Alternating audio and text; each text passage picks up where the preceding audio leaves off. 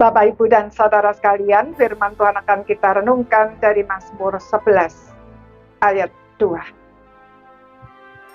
Pada Tuhan aku berlindung. Bagaimana kamu berani berkata kepadaku, terbanglah ke gunung seperti burung?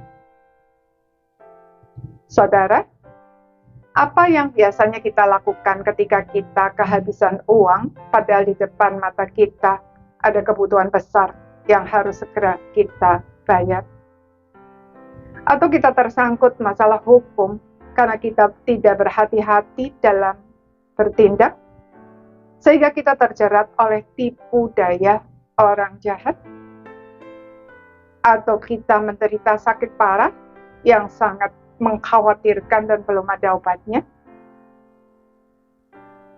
Reaksi spontan orang pada umumnya adalah memikirkan siapa yang bisa dimintai bantuan. Mungkin orang kaya, orang yang berkuasa, pengobatan yang paling canggih, dan lain sebagainya. Itulah juga yang diusulkan orang-orang kepada pemazmur untuk mengatasi masalahnya.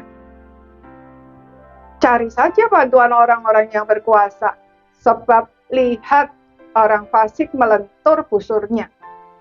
Mereka memasang anak panahnya pada tali busur untuk memanah orang yang tulus hati di tempat gelap.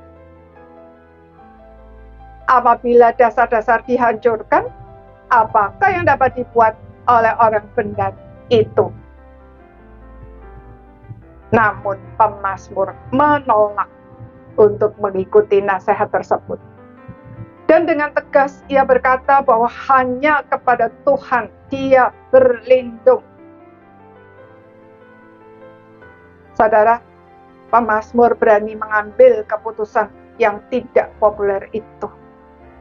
Sebab dia tahu bahwa Allah melihat semua yang terjadi dari bait-Nya yang kudus.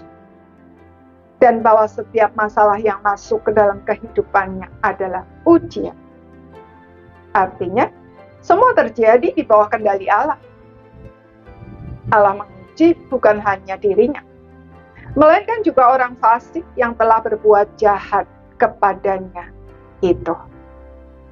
Maksudnya, cara kita menghadapi masalah yang terjadi dalam hidup kita menunjukkan kualitas diri kita yang sesungguhnya.